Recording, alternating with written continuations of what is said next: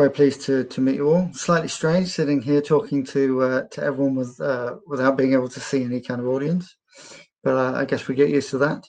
So my name's David Ainsworth. I'm a freelance writer. I'm doing some work for DataKind actually at the moment, connected to this festival, but I write about all sorts of things connected to many different subjects. But a lot of what I'm writing about at the moment is data. I used to be a journalist. I used to be editor of Civil Society News, which is a news service for the charity sector. And one of the things that I did a lot of work on was how we extract stories from data, how we get stories from, we look at a data set and find an interesting story in it. So this is really about how to look at a data set and extract the most interesting story from it. So I'm going to start off by talking a little bit about how we actually tell stories in general. Now, this is something I'm absolutely fascinated by. I love stories. I can talk about stories all day. I could do this whole session just on kind of story creation. There's an inciting incident. The journey begins. The hero goes into the woods. There's a 5-act structure. They find knowledge. If you ever want to understand how stories are put together, it's interesting to look at Star Wars. And you can Google kind of the structure of Star Wars and look at the way that it follows the classic arc of a story. But I guess the crucial thing I'm going to focus on here is that a story, for our purposes, is about change. The important thing that we have to do when we're telling an interesting story with data is to create change. We have to tell the story of what has changed, and we have to know what change we're going to try and create in the mind of the person that we're talking to. A good story is something that at the end of it, somebody's changed their opinion. They've changed, or something about them has changed. In order to tell a good story, you have to know the change that you want to create. So once you've finished your story, you want someone to do something as a result. You either want to change their emotional opinion, their emotions, or their opinions, or their knowledge, one of those things. And you need to know what it is that you're trying to change when you're trying to do that. And once you understand how you want the world to be different at the end of your story, then you can start turning your data into a story, which involves creating a compelling narrative. So how do we do that? Okay, so the first thing, and this is not true of stories connected to data particularly, this is true of absolutely all stories that in any situation, is that you have to know your audience. You have to understand who it is you're talking to, who are the people you're talking to, and what is it that you want them to do. Then the second thing is you've got to know your medium. You've got to know how you're communicating. If you're communicating, I used to write about data mostly in the form of a news story, so that carries very, very particular constraints. If you're writing about data in a tweet or a series of tweets, then that's going to create different constraints. If you're producing a report that's going to a board, that's going to create different constraints. So understand your medium, understand the way that you're going to be sharing the information, because that will change the information that you want to share. And that's not just true of data. Again, that's true of all stories. If you don't know your medium, you can't know your message. So the third thing that you have to know, and this is specific to a data story, is you have to know your data. You have to actually understand the data that you're trying to communicate. I would think that for most of the people reading this, listening to this, understanding the data is probably the easy bit, but it's surprising how often we see a situation where we think data tells one story, but actually when we look at it, it tells another. And this is an example here. So this data looks like it tells a clear story about what's happening in the charity sector. So look, super major charities are getting more and more and more of the charity sector's income. This data shows this pretty clearly. This is from an NCVO report.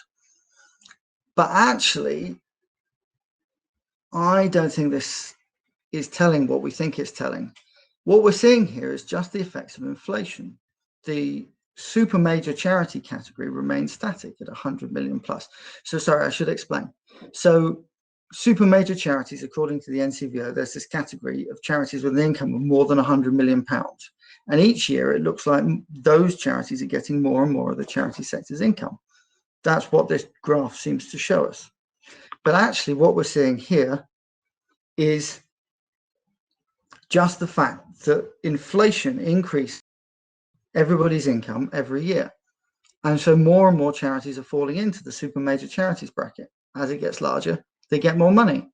So this is a common story about the charity sector, that big charities are getting bigger faster than everybody else. But is that actually what the data shows us? I don't think so.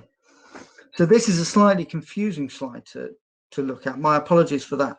But what you can see here is the income growth of each charity according to its place in the register. So we can see on the right hand side, you can see charity number 10,000 on the register. Now, what this shows us is that actually the 10,000th largest charity, which has an income probably of a couple of £1 million, is growing faster on average than the one on the left hand side, which is charity number 100 on the register.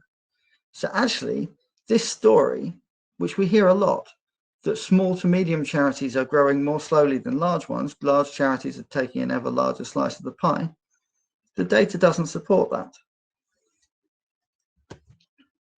Okay, another example. Anyone remember this story? This story is a decade old. Charity donations show a 20% drop.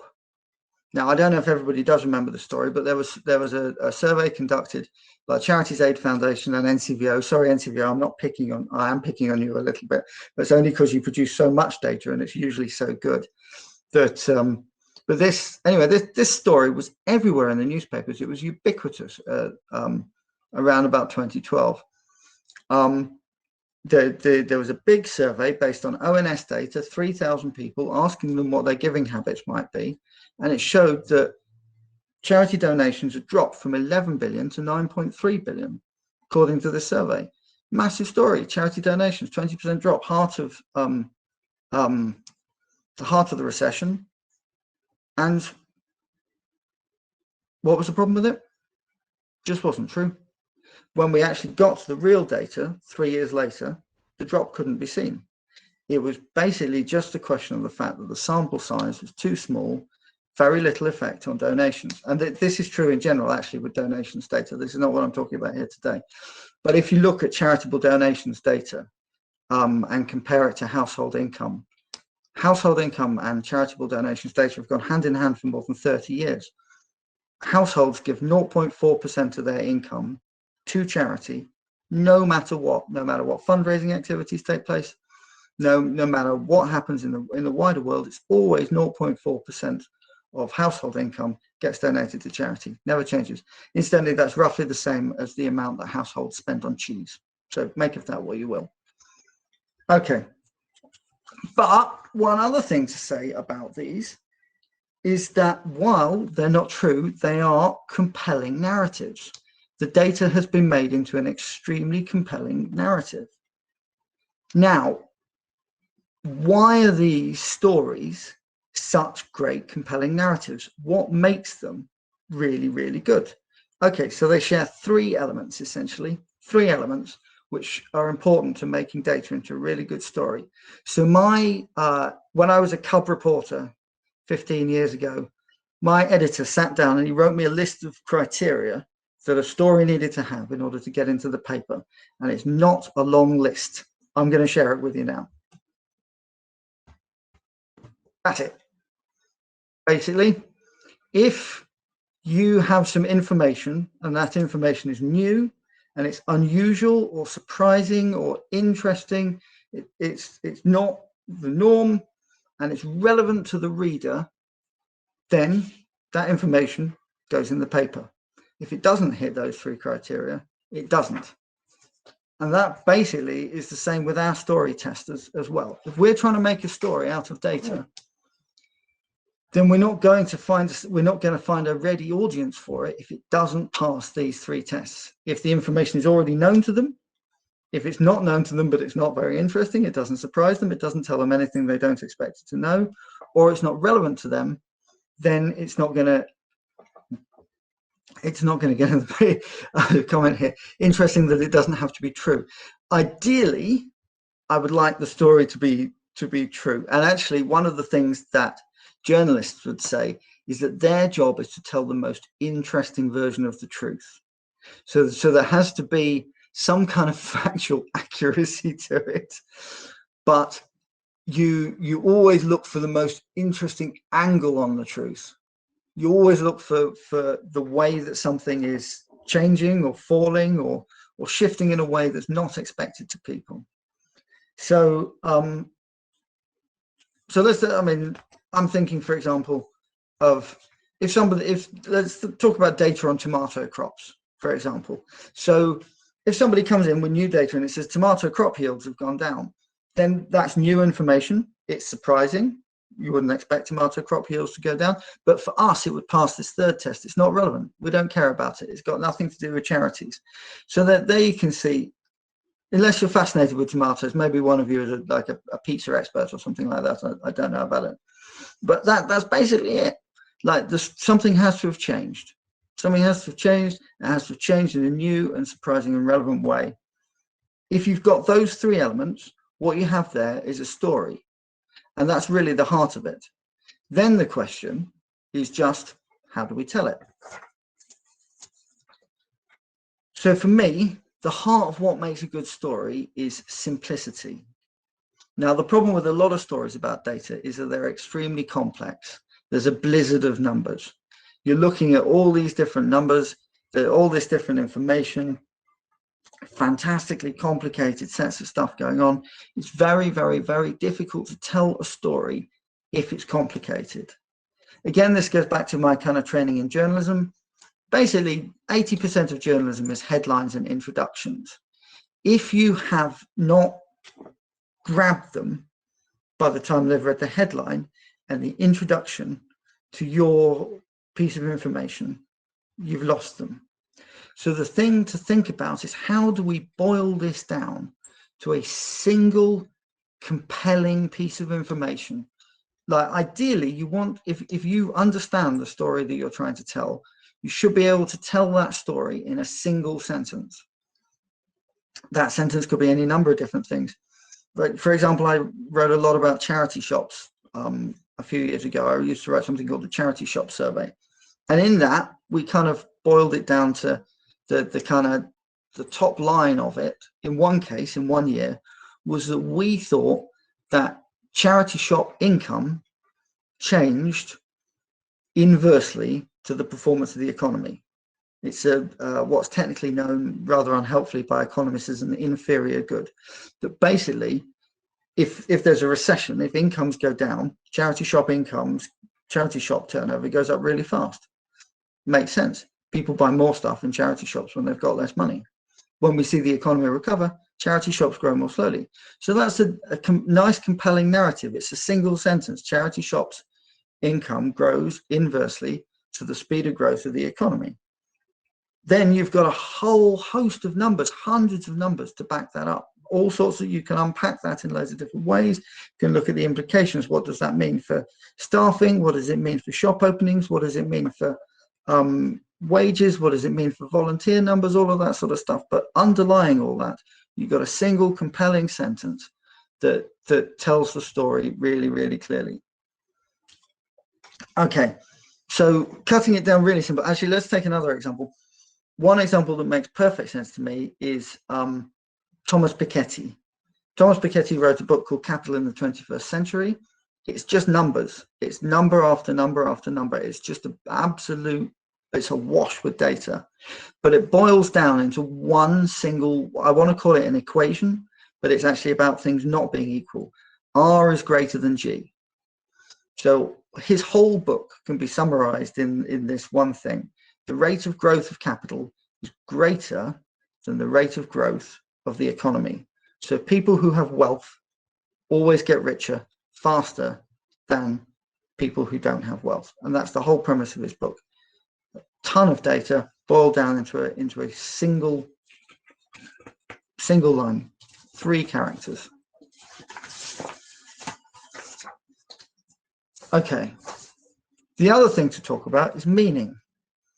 How are we going to extract meaning from the data? In this is about data analysis. You've got to look at the data in all sorts of different ways, look at it from every different angle, push and pull it, kind of examine it from lots and lots and lots of different ways. Ask yourself, how could I compare this to other data sets? How can I make this, what can I find out in this that isn't kind of the norm? What are the different ways to present this? What am I finding that isn't kind of standard? So here's a data set that I was looking at the other day, kind of coincidentally. This is Google searches for the term mental health in the past 10 years. So it's an interesting data set, because what we can see is that essentially over the past 10 years, the amount of searches for mental health on the internet has more than doubled. So that's pretty interesting. So what was really interesting for me was that then we can start to compare this with charitable data sets. And in this particular instance, I was looking at grant giving and all grants that featured the term mental health. And did grant giving behavior more or less track mental health? By and large, yes. What we've seen is that last year, more grants were given out to mental health causes as a percentage of all grants given out, I think, than ever before. So we're seeing that basically, and this is exactly what we'd expect, I suppose. So, but it's interesting and surprising that grant giving has changed in response to behavior in the wider economy. Okay, so next thing to talk about is visualization. Basically, if you're telling a story, you can tell a story in words, and it's very important to tell a story in words, but you need to think about all the different ways that you can represent the data to make it as interesting as possible. So that's another question to ask yourself. This is essentially kind of a set of questions to ask yourself. And one of them is, what is the most interesting way to represent this data in a way that will make it compelling for people to understand? So here's an example that I really love. This is life expectancy and income matched up for all the countries in the world.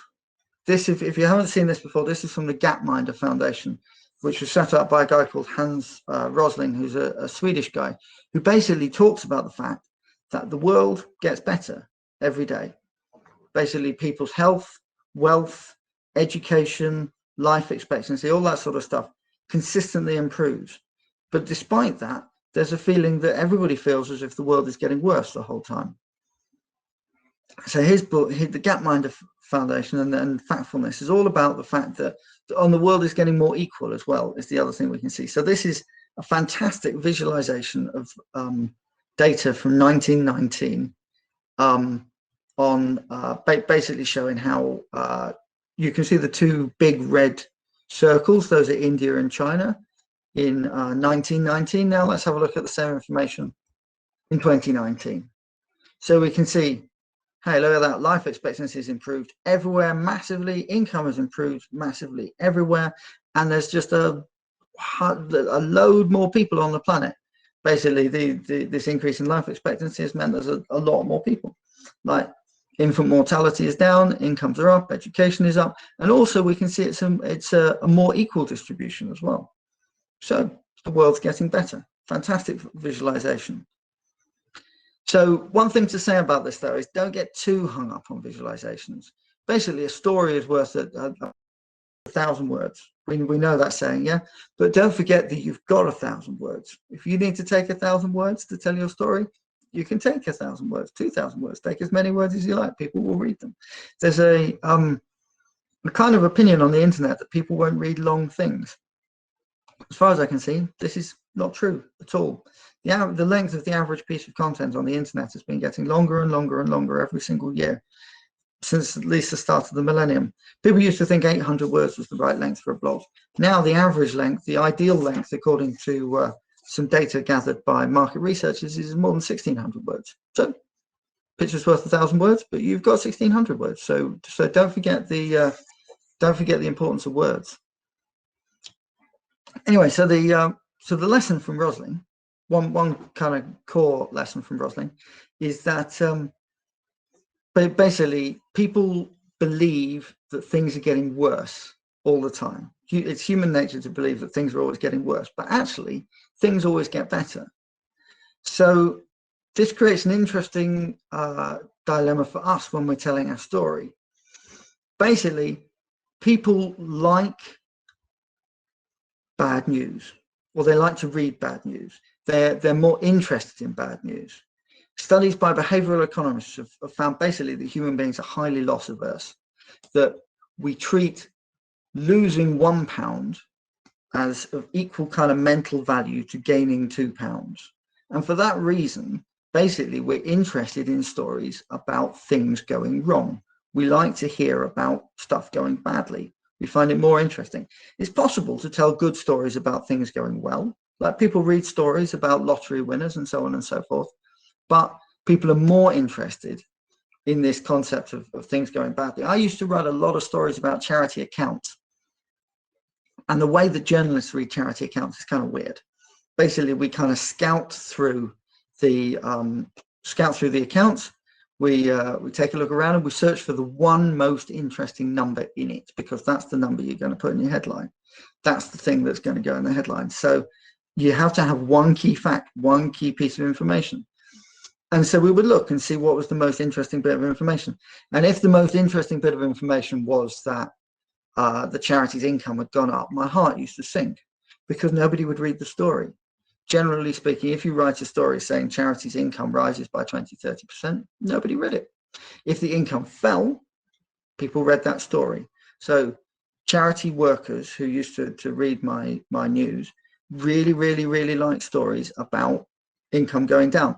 But what they really wanted to read, and I don't know why this is true, but this is certainly true, we have the data to show this, people who work in the charity sector want to read stories about other people working in the charity sector being made redundant more than anything else.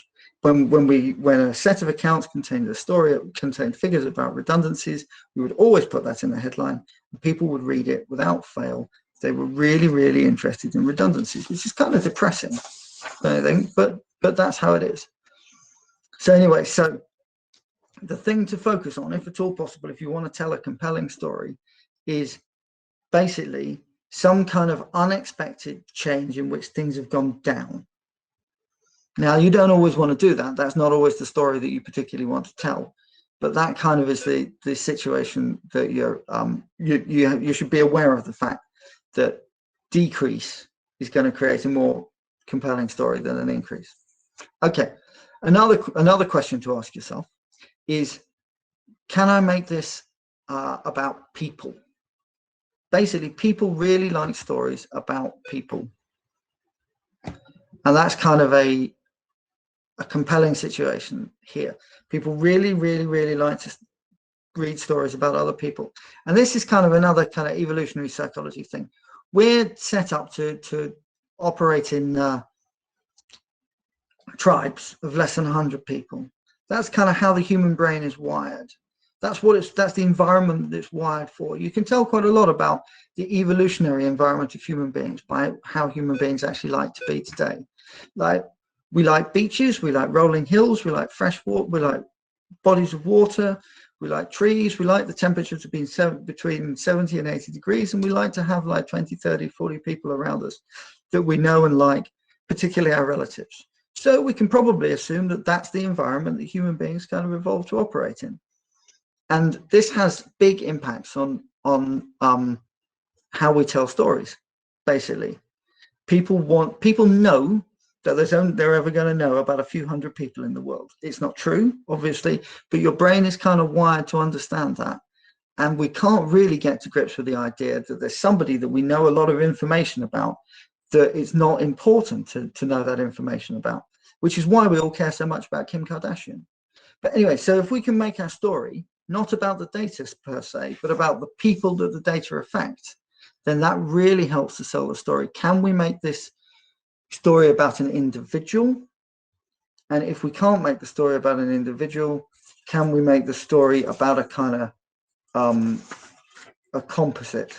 So here I'm going to share with you some guidance for fundraisers on how to tell stories about their charity.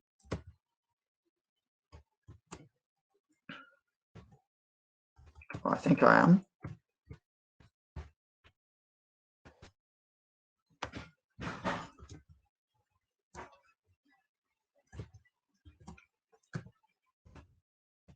There we are. Apologies for that. Right. So this is actually a fantastic guide to how to go about fundraising. Absolutely brilliant. But if we look at this, what does this show us?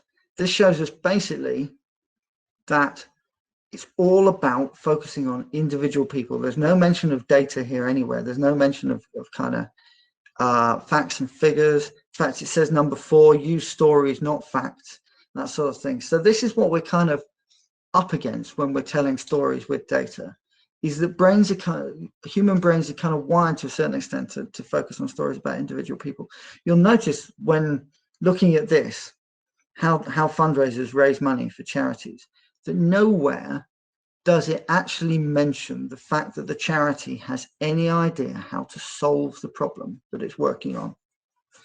That actually being able to do something about the problem that you're talking about is not here anywhere.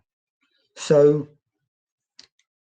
basically, that when we're telling stories, we have to really remember to focus on telling stories in some way that focuses on people. Right, okay. So finally, last thing, what about bias?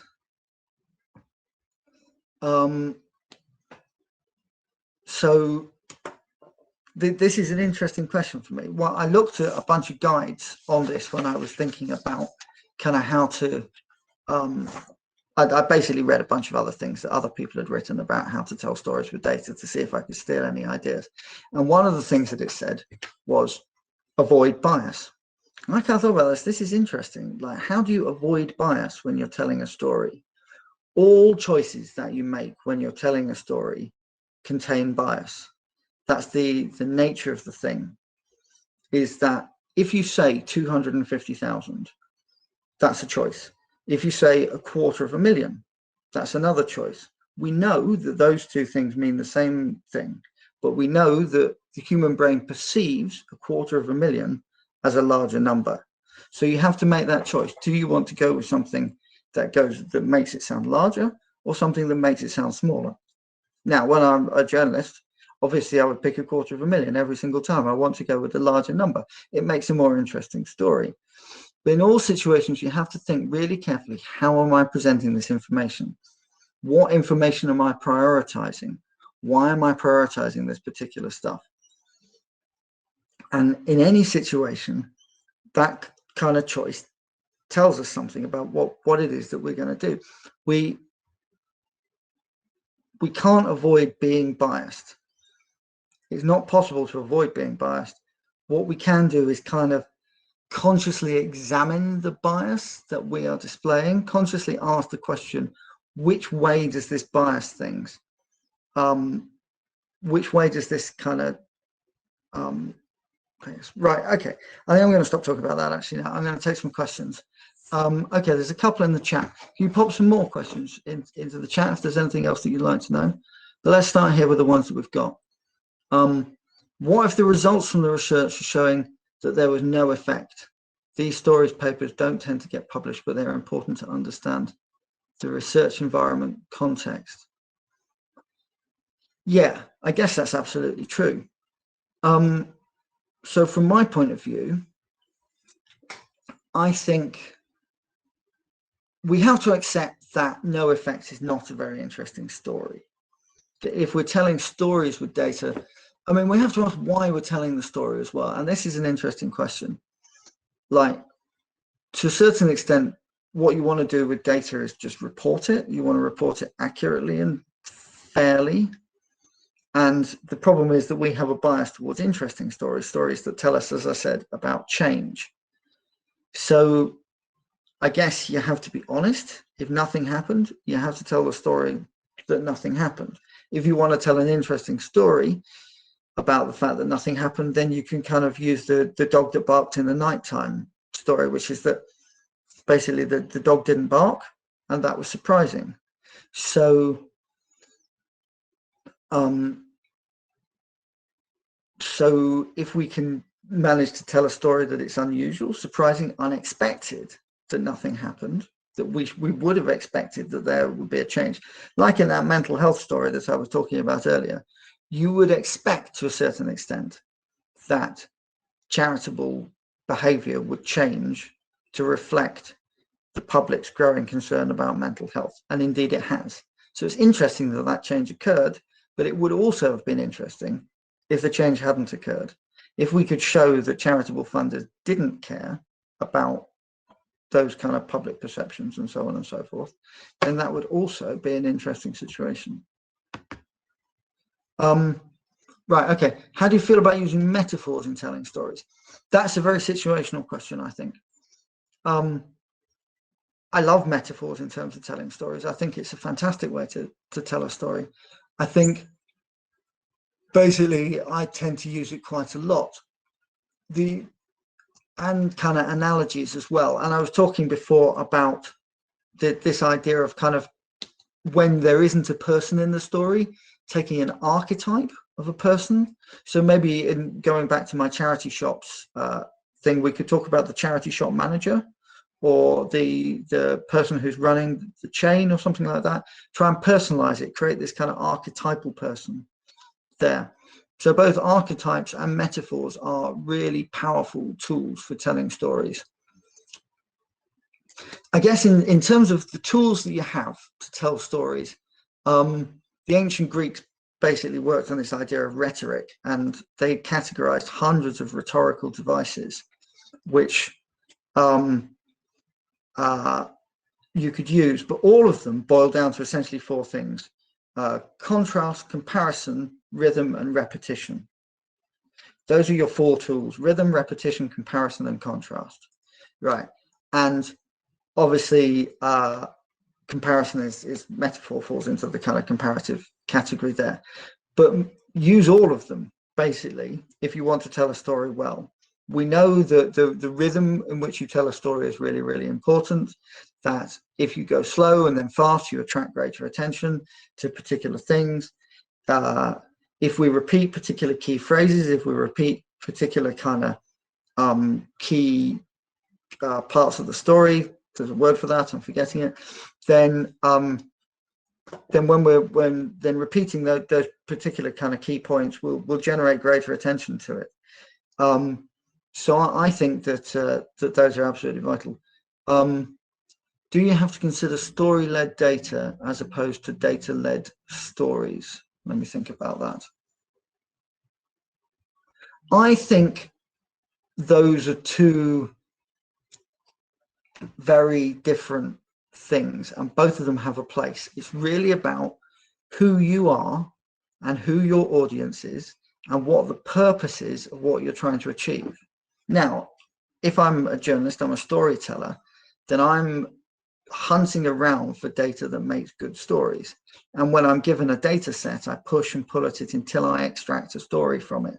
Whether there really is one in there or not, you want to dig it out. You compare it to another data set, you compare it longitudinally, you kind of dig into all the different variables.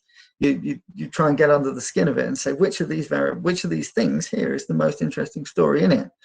Other times though, you've got a data set and you want to kind of drive people, you want to basically present that data set to people, and it's your job to present it fairly and impartially, but still in a way that's going to get their kind of attention. And that's a very, very different process. So I would say ask yourself those questions. What change am I going to create? What audience am I trying to create it with? What is the purpose of sharing this data? What is the medium that I'm sharing this data? What would success look like to me when I'm sharing this data? And that informs kind of how the story comes out. Okay, next question. Do you think charities should invest in well-designed infographics and graphic communication on their data? Do you think they help, or they only appeal to people who are already interested in the numbers? No, I think presentation is absolutely vital. When you're talking about telling a story, it's really, unfortunately, it's the quality of the story is only a third of what you're doing, really. The quality of the story is probably only 30 to 40% of the success of the message. And this is something I didn't talk about, actually, which is absolutely crucial. Reach is an absolutely crucial part of successfully telling a story. Charities spend a lot of time thinking about gathering information, sharing, like presenting information. What are we trying to say here? But we don't spend enough time thinking about how are we going to get it in front of people. And that really is a fundamental part of the question. How do you get the information in front of people? And another fundamental part of it is what this question is about, presentation. So it's essential quality times reach times presentation is what is going to successfully kind of get traction for your story. What's going to get people interested in your story? So yes is the short answer to that question. Do you think charities should invest in well-designed infographics and graphic communication of their data? The answer is yes. If you present information in a way that is hard to understand, it's not visually compelling, it's difficult to read, whether that's infographics or whether it's charts or whether it's anything else, people won't read it. It's as simple as that. So that is kind of I think a kind of essential point. What else have we got here? Question about mental health. Oh, okay. Well, that's a little bit off beam, but it's quite interesting actually, because I was writing about this just the other day. So I think that mental health has become very fashionable, basically recently. There was some interesting data that people talk about a mental health epidemic. There's no evidence of a mental health epidemic. Basically, it's more of an endemic problem. That's what it is. Basically, mental health has always been a serious problem for the human race. It's always been 1/4 of all NHS spending goes on mental health related treatments. I had no idea about that till I looked it up the other day, but that's fascinating, isn't it? 12.2 billion pounds a year allocated by the NHS purely to mental health, not including all of the kind of correlated stuff. It's always been a massive, massive issue. We're just beginning to kind of wake up to how big an issue it is. And I think basically what we see with charitable funding is that it consistently, absolutely consistently follows trends in the public consciousness.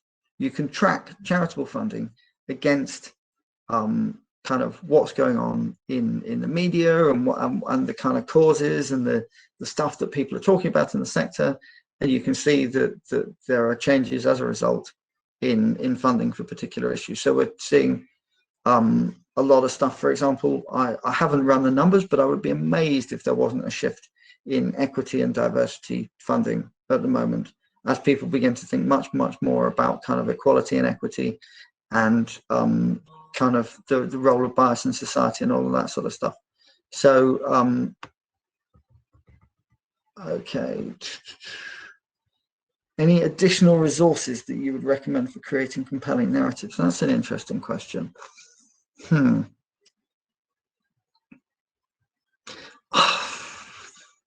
I think this is all about kind of practice, really, creating compelling narratives. It's, I guess if you want to, there's a whole bunch of books about how to write good stories. There's a ton of books about how to write good stories. And all of them have something to offer, really, about a compelling narrative, because the fundamental essence of a compelling narrative is really, really simple. It's those three things. Is it new? Is it interesting? Is it relevant? And then have I presented it in a way that's simple and easy to understand, and that prioritizes the most interesting information at the front and allows people to easily understand what's happening. And then it's a little bit about framing as well. Like, have I framed this in a way that's most attractive, most interesting to people? My favorite book about this actually is a book by a guy called John York, who was head of drama at the BBC, who wrote a book called Into the Woods, which is all about the 5-act structure. I'm not sure how relevant it is for kind of data presentation, but if you want to know about how to write a story, how to construct a story, the human brain, what's really interesting to me is that basically stories are wired into the human brain. We've got kind of a story structure that we want stories to follow that's born into the brain, because when a story follows that structure, people react positively to it, just the same way that we react instinctively positively to music on the 8-note scale. Like, it's fascinating to me that this is genetic. Like, it's wired into us. All people everywhere prefer 5-act stories. Why? Who knows? But it's wired into the brain. So if we understand that human brains prefer this 5-act story, or that they also very much like the kind of inverted pyramid structure that news stories are written in, like most important fact, second most important fact, third most important fact, that these structures are ones that just kind of instinctively make people comfortable. They enjoy it. It's kind of baked into their mind. Then that becomes much, much easier. So, yeah, I mean, read anything, read the Dummy's Guide to Storytelling. Like, there's a whole bunch of books out there about how to tell stories well, and all of them have something to tell you. Let's see if we've got anything else here.